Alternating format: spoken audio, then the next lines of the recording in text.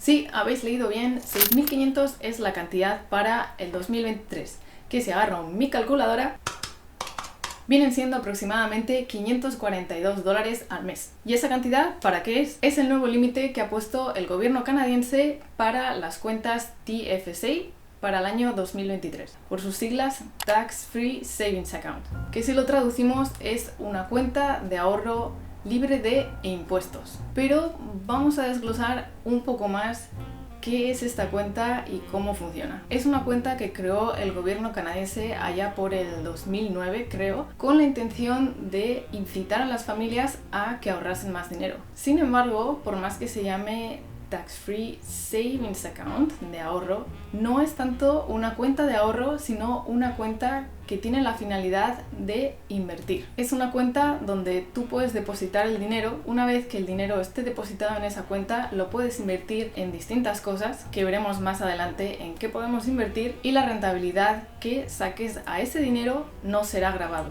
Es decir, no tendrás que pagar ningún impuesto por la ganancia que le has sacado a esas inversiones, lo cual suena súper bien. Para abrir una cuenta TFSA tienes que ser mayor de edad, lo primero de todo. En algunas provincias, por cierto, es 18 años, en otras provincias es 19 años, así que comprobadlo por si acaso si estáis en ese rango de edad. Necesitas también tener un TIN number, el número de la seguridad social. Y otro punto muy importante es que tienes que ser residente en el país desde el punto de vista del sistema tributario. ¿Esto qué significa? Esto puede sonar un poco complejo porque la residencia a ojos del sistema tributario no tiene que ver con la residencia desde el punto de vista de inmigración. ¿Qué significa entonces? Que alguien es considerado residente a ojos del sistema tributario si ha estado en Canadá al menos 183 días de 365 días que tiene un año. Para poneros un ejemplo, si yo llego a Canadá en septiembre, voy a estar menos de 183 días de 365 días que tiene un año, entonces no soy considerada residente y no cumplo con este último requisito para abrir un TFSA. Si sin embargo llego al país a principios de año, en febrero, 183 días después, es decir, 6 meses después, allá por agosto, ya cumpliré con este tercer requisito de ser considerada residente en el país, y entonces sí que podré abrir un TFSA, obviamente si cumplo los otros dos requisitos que había mencionado antes. Este tercer requisito que he mencionado es muy importante, ya que si no lo cumples hay una penalización de un 1% de la cantidad mensual que hay en tu TFSA.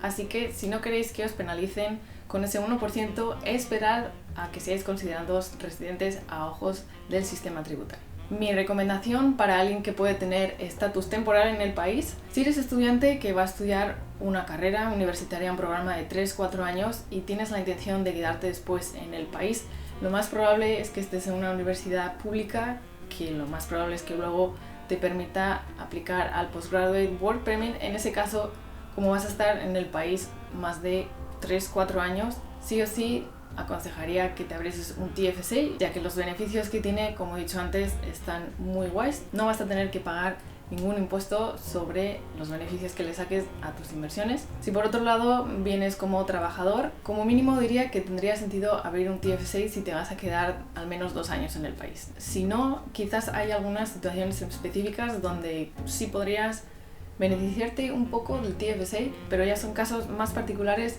que los iré tocando más adelante. Ahora que sabemos qué es una cuenta TFSA y que podemos abrir una cuenta TFSA, vamos a utilizar esta cuenta TFSA que hemos abierto. Uno de los errores más comunes es pensar que una vez que tengo abierta la cuenta TFSA voy a meter dinero en esa cuenta y ya está. Con eso ya me limpio las manos y mi dinero ya me va a sacar las rentabilidades. Pero no es así. Voy a poner un ejemplo un poco estúpido quizás para que lo intentáis, pero espero que os sirva de ayuda. Imaginad que el TFSA, la cuenta TFSA, es un paraíso fiscal, las Islas Caimanes, mismamente. Yo me voy a las Islas Caimanes con mi dinero, pero si me voy a las Islas Caimanes con mi dinero y no hago nada con el dinero, no me beneficio absolutamente del paraíso fiscal que es las Islas Caimán. Pues aquí es exactamente lo mismo. Yo tengo el dinero en mi TFSA, pero tengo que hacer algo con ese dinero que está dentro del TFSA para que me saque las rentabilidades. Entonces, ¿qué podemos hacer con el TFSA? Lo que hagamos, en parte, dependerá de nuestra aversión al riesgo. La aversión al riesgo significa que va a haber gente que se sienta muy cómoda, por ejemplo, invirtiendo en acciones porque sabe un poco más del mundillo, quién sabe porque sus padres tienen acciones y le han inculcado que invertir es bueno. Y luego puede haber en el otro extremo la otra persona que es mucho más cautelosa con su dinero y prefiere sacar una menor rentabilidad a su dinero, pero también tener menos riesgo en perder ese dinero que tanto le ha costado ganarlo. Si empezamos por la menor aversión al riesgo, tendríamos un High Interest Savings Account dentro de un TFSA. Ojo, se puede tener un High Interest Savings Account fuera de un TFSA, de hecho hay muchos bancos que lo ofertan.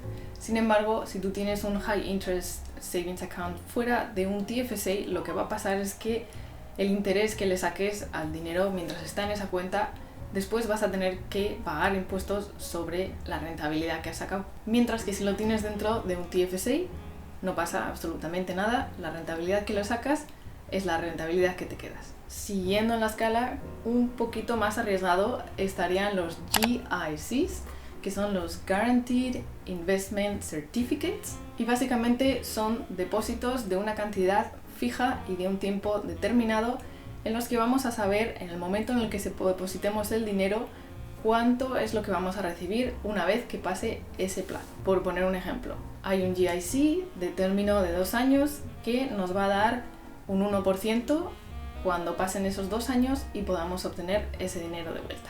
La mayoría de estos GICs incluyen en las condiciones que una vez que depositas el dinero no puedes acceder a ese dinero en absoluto, y en el caso en el que lo tuvieses que acceder probablemente habría una penalización. No todos funcionan así, hay algunos que son flexibles y que sí que te dejan sacar el dinero, pero por lo general suele funcionar así. ¿Os acordáis que antes había mencionado que habría algún caso específico para trabajadores temporales en los que podría tener sentido tener el TFSA en el caso de que estuvieseis un menor periodo de tiempo en Canadá? Estos dos casos, el High Interest Savings Account y los GICs, podrían ser muy buenas opciones, ya que en el High Interest Savings Account puedes sacar el dinero cuando tengas que ir del país, y en los GICs tendríais que coordinar que el tiempo que vais a estar en el país se coordina con el tiempo del plazo del GIC.